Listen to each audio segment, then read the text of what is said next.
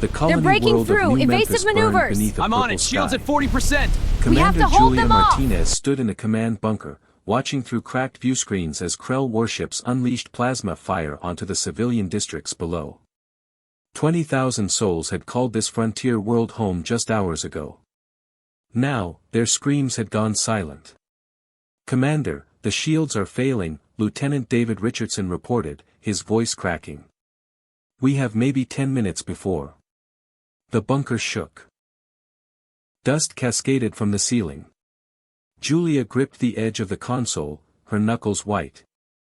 The Krell Dominion had arrived without warning, without provocation. They'd simply opened fire, methodically reducing humanity's newest colony to ash and rubble. "Get the distress beacon out," Julia ordered. "Maximum power. Make sure Earth knows what happened here." David's fingers flew across the controls. Beacon launched. "It'll reach Sol system in 3 weeks. Julia nodded grimly. They wouldn't last 3 minutes, let alone 3 weeks. But Earth would know. Earth would remember. The ceiling exploded inward, and everything went white. Admiral Marcus Thompson stood in the war room beneath the Colorado mountains, watching the recovered beacon data for the 7th time. The holographic display showed New Memphis dying in real time, civilian transports exploding, habdomes collapsing, children running through streets as plasma rained from above. 20,000 dead, President Rebecca Lawson said quietly beside him. They didn't even try to negotiate. Didn't issue a warning. Marcus's jaw tightened. "The Krell made a mistake, Madam President. They thought we were like the other species they've conquered, scattered, divided, weak. They don't understand what they've done. What do you recommend, Admiral?" Marcus turned to face her, his eyes cold as steel. "Total mobilization. Every shipyard, every factory, every resource we have. The Krell Dominion has 16 member species spread across 200 worlds. They have approximately 40,000 warships. And we have, currently, 8,000. Marcus allowed himself a thin smile. "In 6 months. We'll have enough." President Lawson studied the data streams flowing across the displays, production numbers, draft quotas, weapon specifications. She thought of the faces in that beacon footage. The children who would never grow up. "Do it," she said. "Show them what happens when you attack humanity."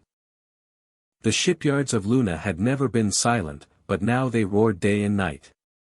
Michelle Parks, chief engineer of Shipyard 7, watched as the 300th Vengeance-class battle carrier slid out of the construction bay, its armor gleaming under the spotlights. "That's beautiful," her assistant, Tommy Rodriguez, breathed beside her.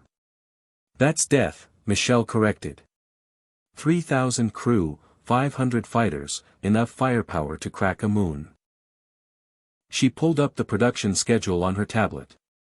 "And we're building 5 of them every day." Across human space, the war machine awakened.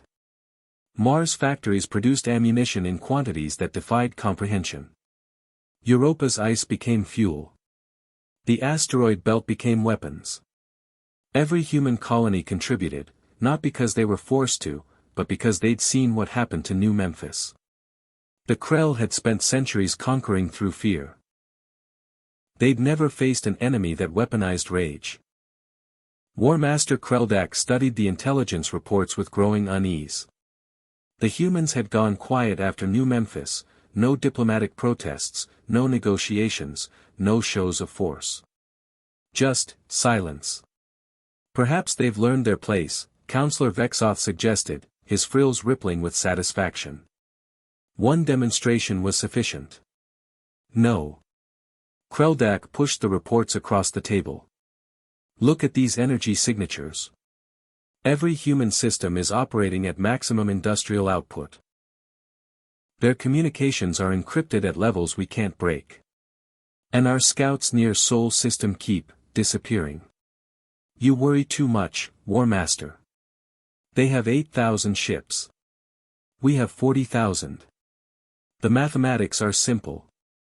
Kreldak's mandibles clicked nervously.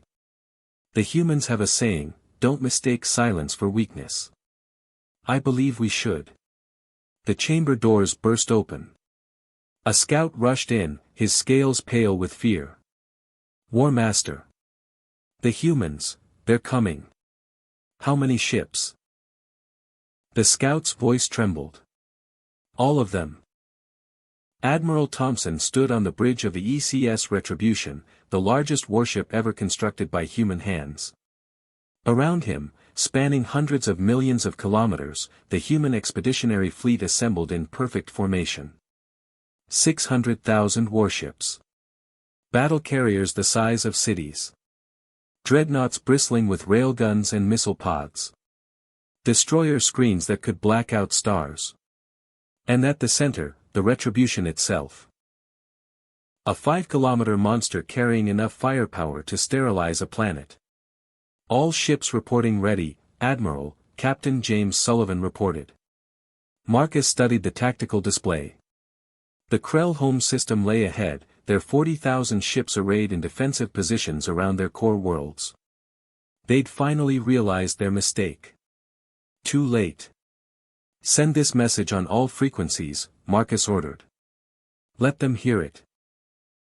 His words carried across space, translated into every language of the Krell Dominion. You came to New Memphis without warning. You murdered 20,000 innocents. You thought we would bow. You were wrong. This is humanity. We don't bow. We break those who threaten us. He paused, letting the silence stretch. You wanted war. We brought annihilation. All ships, Marcus commanded.